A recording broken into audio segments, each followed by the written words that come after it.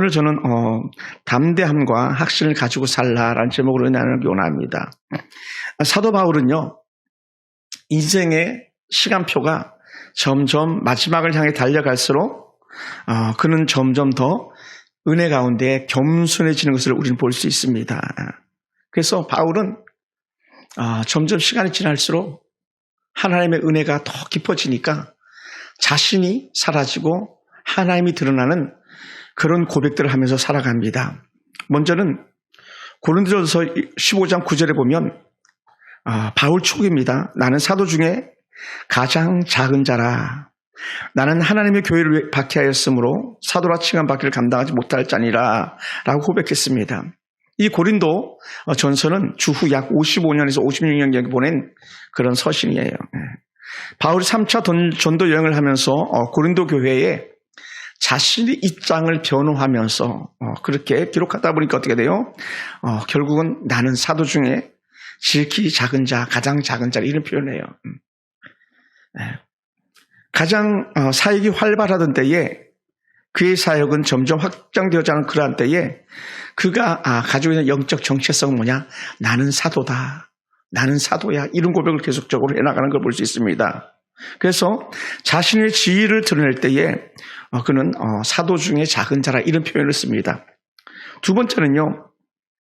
옥중 서신을 하나의 에베소 3장 8절 말씀을 보는데 모든 성도 중에 지극히 작은 자보다 더 작은 나에게 이 은혜를 주신 것은 측량할 수 없는 그리스도의 풍성함을 이방인에게 전하게 하시고 라고 했습니다. 여기서 우리가 3장 8절에서 볼 수 있는 건 뭐냐면 모든 성도 중에 지극히 작은 자보다 더 작은 나에게라고 해요.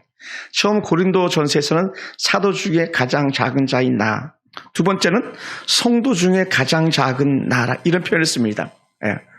이게 점점 겸손해지는 모습을 나타내는데 에베소서 이 서신은요 우리가 잘 아는 대로 바울이 주후 62년경에 기록한 겁니다. 한 6년 7년 정도 늦게 기록한 것이죠.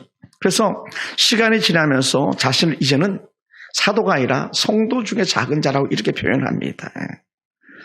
그래서 자신의 영적인 정체성을 나는 그리스도의 사역자 신분이 아니라 하나님께서 구원시킨 하나님의 놀라운 은혜 가운데서 성도 중에 작은 자라고 하는 그런 철저한 겸손을 이렇게 나타내 보이고 있습니다.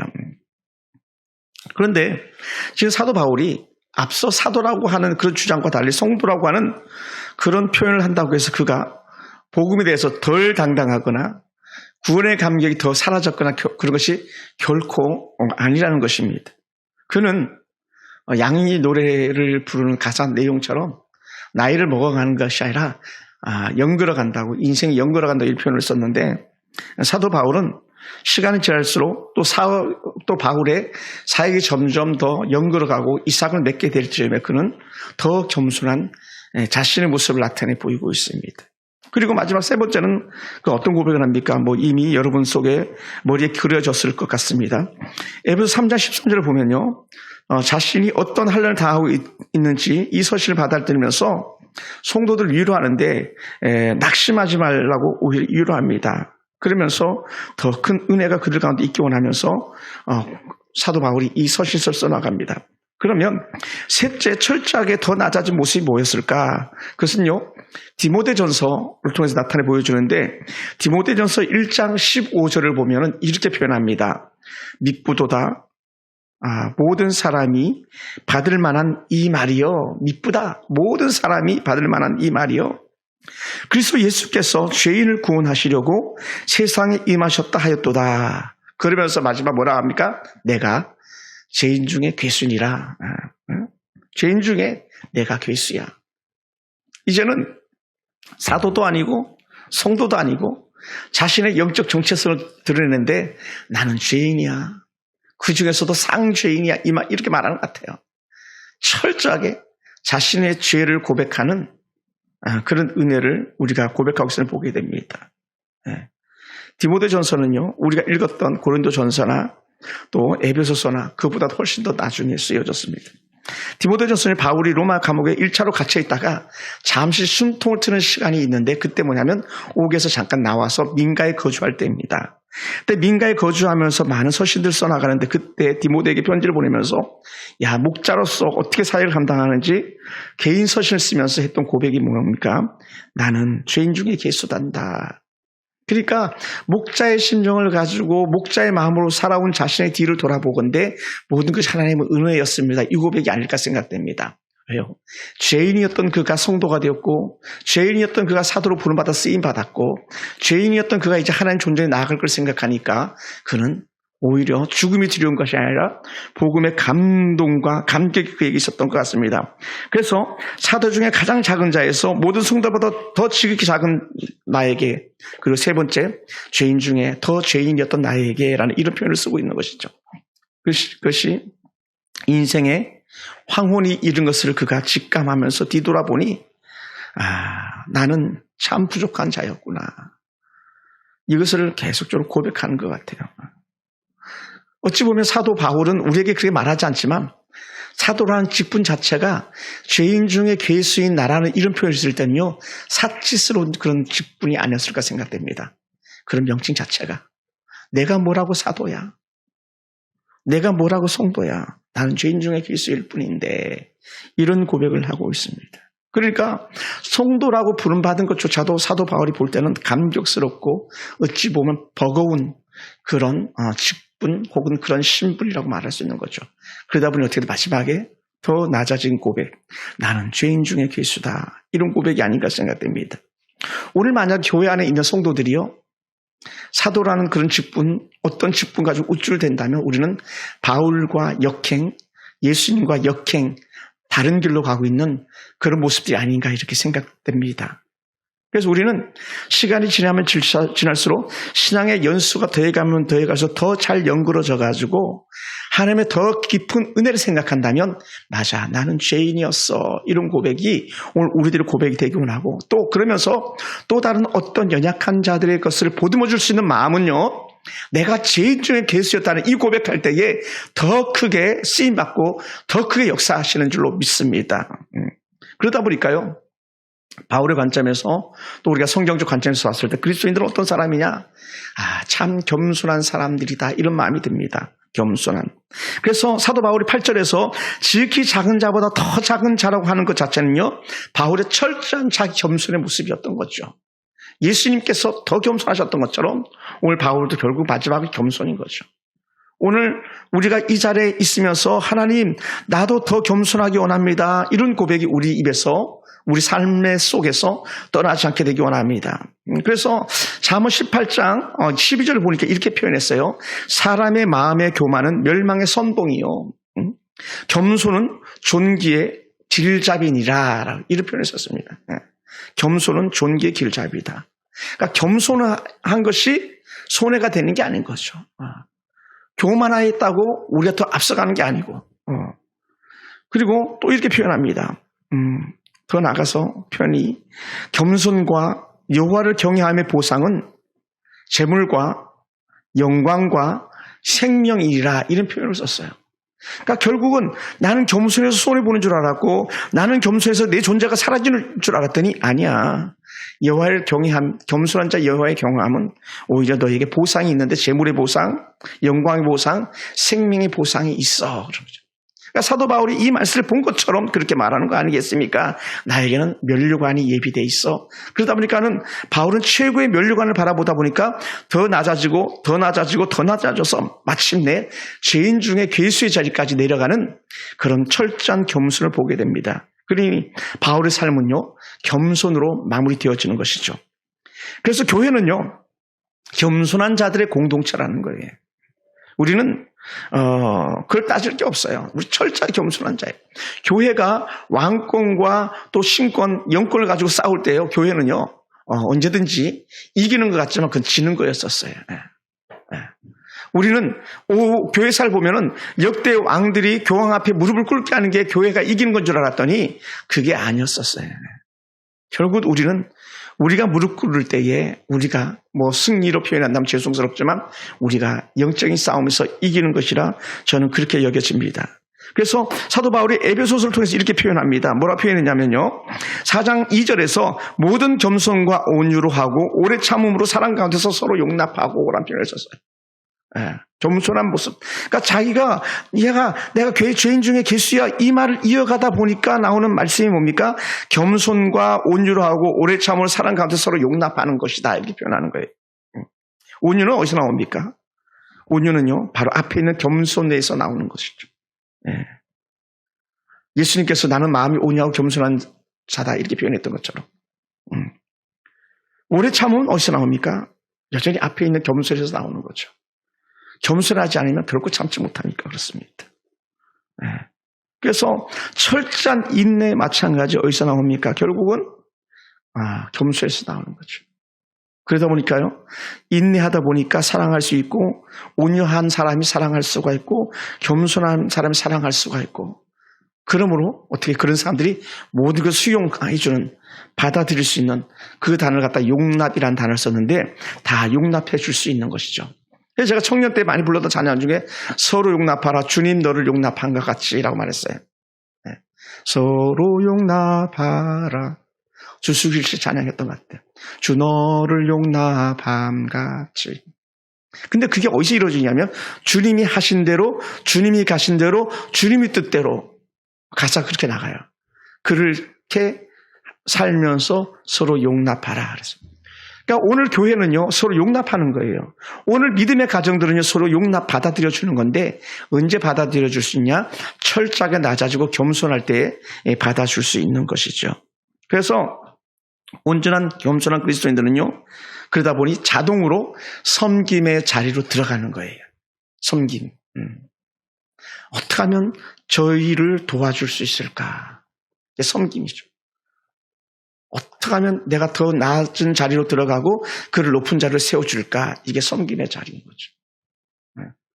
제가 참 존경하는 우리 한 권사님이 길에서 쪼그리고 정말 다 사봤자 몇천 원도 안 될 것 같은 그런 겨우 냉이 뿌리나 팔릴 듯한 그런 할머니한테 자기 밍크코트 오버코트 덮어주면서 추운데 이거 입어 했던 그런 어느 권사님. 그분이 진짜 예수쟁이죠. 그런 분이 진짜 그리스도인이 아니겠습니까? 교회가 자라가고 하나님의 뜻을 이루어가는 가장 빠른 길은요. 그러다 보니 겸손한 공동체를 만드는 거예요. 겸손한 공동체. 교만해서 우쭐대는 사람들이 아니라 더 낮아지고 더 겸손한 사람들이 만들어가는 거예요. 사실은요 예배 자리는요 겸손으로 다듬어지는 그런 자리고 예배 자리는 나를 지우고 예수님을 드리는 그런 자리거든요. 철저히 겸손한 사람들만이 그렇게 살 수 있습니다. 그런데 여전히 우리 속에 교만함이 있기 때문에 우리 속에 잘난 멋이 있기 때문에 우리는 예배 자리도 포기하고 삶의 자리에서 나를 세우다 보니까 어떻게 돼요? 계속 찌르는 도구가 될 수밖에 없었던 것이죠. 우리 계속 찌르는 도구. 그러니까 우리는 어떻게 돼요? 날카로운 우리의 발톱을 감추는 것이 아니라 잘라내버려야 되는 거예요. 부드럽게, 겸손하게. 그것이 바로 하나님의 기쁜 뜻인 줄 믿습니다. 그래서 우리는 누구를 섬기든지 절대로 교만하지 않는 것. 또 우리는 누구를 섬기든지 예수님의 마음을 가지고 철저하게 낮아진 자의 자세에서 섬기는 것. 그것이 무릎 꿇고 제자들의 발을 씻겨주신 예수님의 모습이었던 것을 우리는 반드시 기억할 수 있기 원합니다. 그러므로 우리는 누구를 대하든지 사실 정말 쉽지 않은 건데 온유는요. 화를 내지 않는 것, 분을 품지 않는 거거든요. 그래서 우리는 누구를 대하든지 화를 내지 않고 인내를 더해가는 거예요. 철저하게. 만약 교회가요. 그렇게만 된다면 우리는 정말 천국 생활을 이 교회에서 할 수 있는 거고요. 만약에 저와 여러분의 가정들이 그렇게만 된다면 정말 여러분의 가정은요. 정말 지상 천국이 되는 줄 믿습니다. 얼마나 우리 자주 분내합니까? 얼마나 우리 참아주지 못하고 우리는 그렇게 급박하게 분을 품고 분을 내고 분을 질러댑니까? 이것은요. 바울의 그 겸손함을 또 예수님의 겸손함을 담는 것이 아니라 사단의 충동질에 우리는 악한 사단의 말에 결국 꺾여지려고 하는 그런 우리의 신앙의 지조 없는 모습이 아닌가 생각됩니다. 그래서 사도 바울은 더 철저한 겸손의 모습을 살기를 원하는 마음을 가지고 기록한 말씀이 뭐냐면 바로 빌립보서 2장 3절이었는데 이렇게 말합니다. 아무 일에든지 다툼이나 허영으로 하지 말고 라서 오직 겸손한 마음으로 각각 자기보다 남을 낮게 여기고 남들을 더 낮게 여기고 나는 사라지는 거죠. 철저하게 더 낮게 더 낮아지게. 그것이 주님께서 우리에게 원하는 모습이었다는 거예요. 오늘 저와 여러분 삶 속에 이런 영적 은혜가 있기 원합니다. 그래서 겸손한 이 영적 비결이 뭐냐? 사도 바울의 겸손한 영적 비결이 뭐냐 했을 때에 사도 바울이 마지막에 드러내고 싶었던 건 바로 이거예요. 너가 나보다 낫네 이거 같아요. 남을 낮게 여기고 더 좋게 여기고 라고 하는 표현을 봤을 때 그런 것 같습니다. 그러다 보니까는 나는 사도 중에 가장 작은 자라고 했고 성도 중에 더 부족한 자라고 그랬고 죄인 중에 괴수라고 그랬고 이거 점차적으로 더 낮아지고 더 낮아지는 그것 때문에 사도 바울이 정말 바울됨이 아닌가 저는 이 말씀을 준비하면서 그렇게 생각이 되었습니다. 사랑하는 성도 여러분, 그는 성도들의 신뢰가 필요했습니다.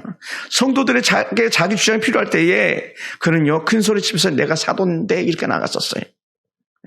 굳이 자기를 사도의 반열에 올려놓아 보았자 그것이 아무것도 아니었다는 것을 훗날에 고백하는 게 죄인 중에 괴수라는 게 아닌가 생각됩니다. 우리는 흔히 말하잖아요. 내가 누군 줄 알아? 나 이런 사람이야 라고 하는 그런 자주기 주장에 목매에 다를 때가 얼마나 많았는지 몰라요. 사실 그거 아무것도 아닌데. 이건 오늘 이 말씀은요 여러분에게만 하는 게 아니라 제 스스로에게도 말합니다. 제 스스로에게. 나는 더 낮아져야 될 사람, 나는 더 부스러기가 돼야 될 사람이라는 것이죠. 하나님이 부르시고 하나님 앞으로 가려다 보니요 사도라 그런 또 성도라란 그런 사치스러운 직분을 드러낼 수밖에 없었던 바울이 오늘 우리들의 모습이 아니었나 다시 한번 돌아보기 원합니다. 그래서 오늘 저와 여러분 속에서는요, 또 우리 서울풍산교회는요, 하나님의 은혜만 있으면 됩니다. 이 고백할 수 있게 되기 원합니다. 할렐루야. 하나님의 은혜만 있으면 돼요. 하나님의 은혜만 우리 가운데 풍성하게 넘쳐나기만 하면 됩니다. 이런 고백이 우리 가운데 필요한데, 근데 그렇게 고백하는 순간에 우리는요, 다 된 거예요. 다. 하나님 은혜가 넘쳐나는 것이죠. 우리는 더 큰 지위를 말하고 싶어하고 더 높은 지위를 오르고 싶어하고 그러다 보니 죄의 본성이 우리 가운데 꿈틀거리고 있고 또 세상에 어떤 사람들은 직분을 교회에서 받으면 더 큰 교회 가서 그 직분 받는 걸 가지고 자랑질하는 사람들도 고겨 있더라는 것이죠. 그걸 저는 이렇게 평가했어요. 권사 먹튀다, 장로 먹튀다, 안수집사 먹튀다. 물론 본의 아니게 그렇게 떠나는 것도 있었겠지만 끝까지 목사가 위임받을 때 그곳에서 뼈를 묻는 거고 장로 권사 집사가 되면 그 교회에서 뼈를 묻는 건데 우리는 그렇게 하지 못할 때가 많이 있더라는 거죠. 왜 그러냐? 우리 철저하게 낮아지지 못했기 때문이고 하나는 교회에 대한 이해도가 부족하기 때문이고 또 다른 하나는 자기가 가지고 있는 영적 정체성 하나님이 나를 왜 부르셨는가에 대한 부르심에 대한 목적을 잃어버렸기 때문에 그런 거죠.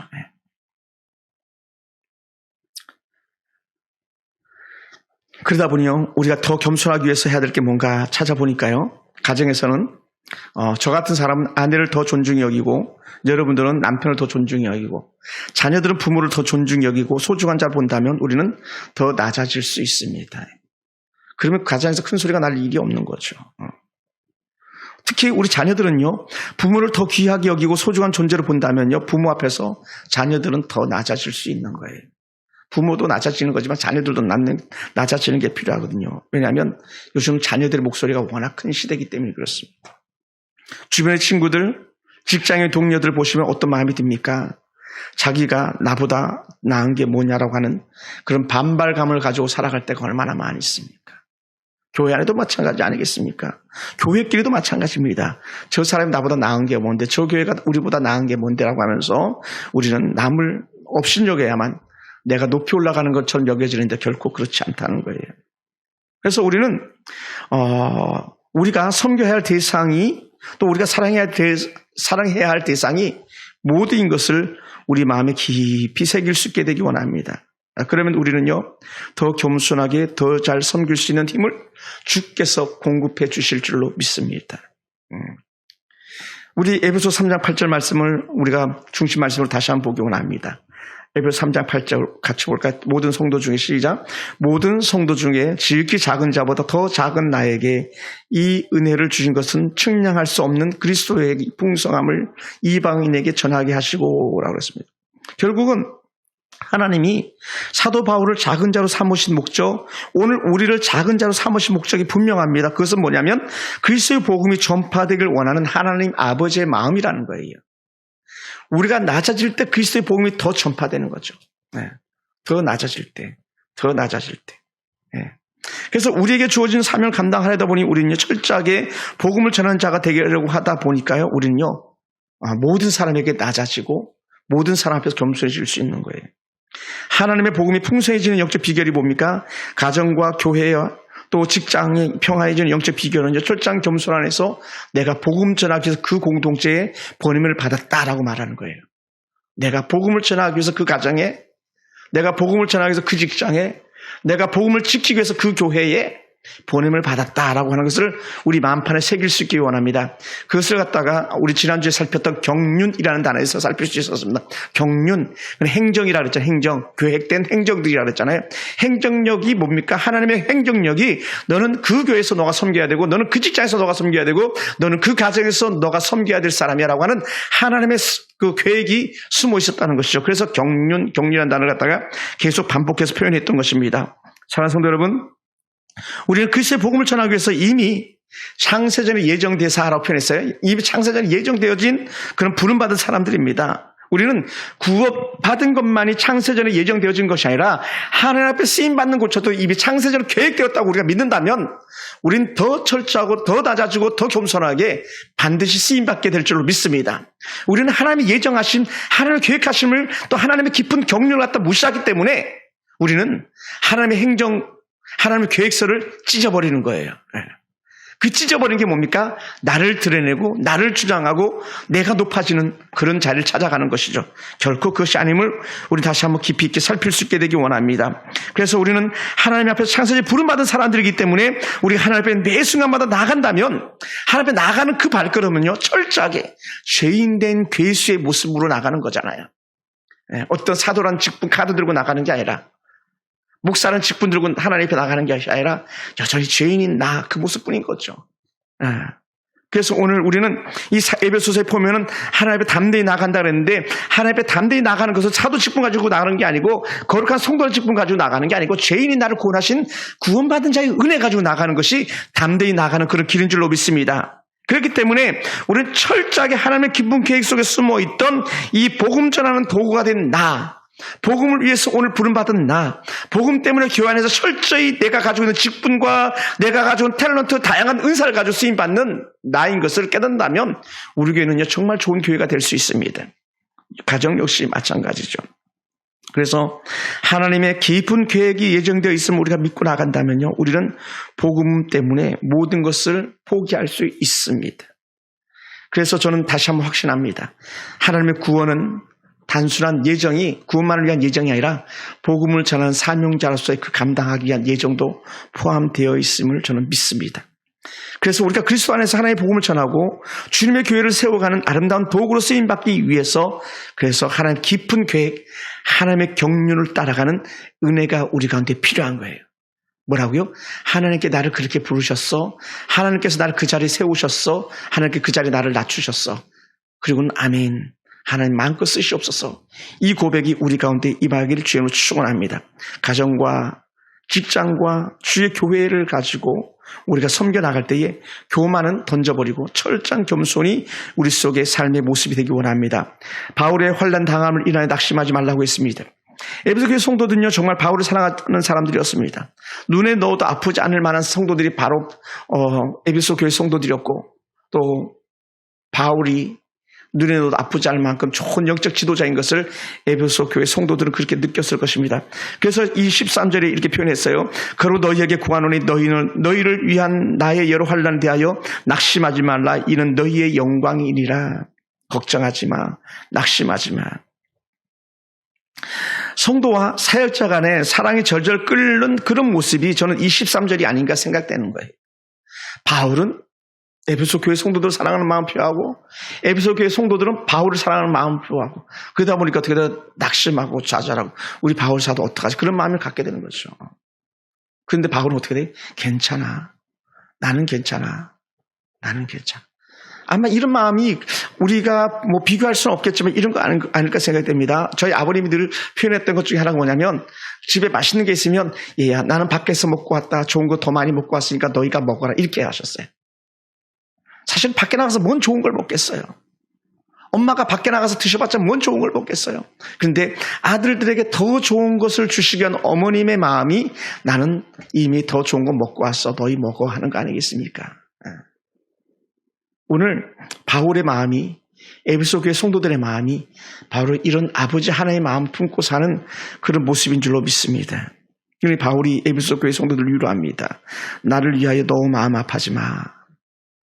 나를 위해서 너무 마음 아파하지 마. 이게 사도 바울의 사랑의 본심입니다.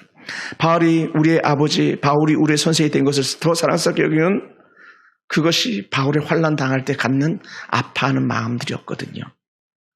사랑하는 성도 여러분, 꽃은요, 향을 품고 냄새를 풍기면서 결국은 뭐합니까? 시들어가는 거예요. 냄새가 더 짙어지면 짙어질수록 이 향기가 더 강해지면 강해질수록 그 꽃이 시드는 시간은 더 빨리 다가오는 거죠. 그리고 우리는 너무나 잘 알고 있습니다. 시들지 않는 꽃은요, 열매를 맺지 못하죠. 바울은 지금 시드는 꽃과 같다라고 그렇게 생각되어졌습니다. 저는 바울이요 새롭게 솟아오르기 위하여 지는 저녁 노을 밝게 빛나는 해 같다라고 그렇게 여겨졌습니다. 왜요? 꽃이 지고 난 후에 씨가 떨어지는 것처럼 저녁에 해가 떨어져야 그 다음날 더 환히 빛나는 해가 찬란하게 떠오르는 것처럼 바울의 환난이나 바울의 고난은 떨어지는 꽃과 같고 지는 해와 같지만 바울이 떨어질 때에 바울이 그렇게 사라져 갈 때에 에베소서 교회 성도들이 더 멋진 모습으로 드러나거든요. 그러니 에베소 교회 성도들이 신앙을 고백하면서 더 든든하게 교회를 지켜나가는 것을 우리는 얼마든지 볼 수 있습니다. 그래서 사도 바울은 자신이 지는 해가 되면서 하는 말, 자신이 떨어지는 꽃송이가 되면서 하는 말이 뭐였냐면 저는 이렇게 보고 싶었어요. 디모데전서 4장 7, 8절인데 디모데전서 4장 7, 8절인데 나는 선한 싸움을 싸우고 나의 달려갈 길을 마치고 믿음을 지켰으니 이제 후로는 나를 위하여 의의 면류관이 예비되었으므로 주 곧 의로우신 판자의 그날에 내게 주실 것이며 내게만 아니라 주의 나타나심을 사모하는 모든 자에게니라 라고 그렇게 표현했어요. 나는 면류관이 예비되었기 때문에 난 떨어져도 괜찮아. 나는 면류관이 예비되었기 때문에 사라져도 괜찮아. 이것이 바울의 마지막 고백이 없습니다. 바울은 끝나는 인생이 아닙니다. 우리가 지금 작다고 정말 작은 자라고 생각하지 않습니다. 하나님은 지금 작은 우리를 향하여 오히려 큰 자라고 말해주기 때문에 그렇습니다. 지금 우리가 작은 자로서 감사하고 작은 자로서 우리 소리를 점점 죽여갈 때에 하나님은 오히려 우리의 소리를 더 크게 들으시고 함께 하신 줄 믿습니다. 사랑하는 성도 여러분, 우리도 한 번 사는 인생 바울처럼 남은 시간을 복음을 위해서 정말 맡겨진 예정된 사명 잘 감당하다가 주님 앞에 갈 수 있는 그런 믿음의 담대함이 우리 가운데 있기 원합니다. 그래서 우리도 주님이 주신 작은 자들의 은혜를 갚다가 하나님 앞으로 직진할 수 있는 그런 우리가 되기를 주님의 이름으로 축원합니다.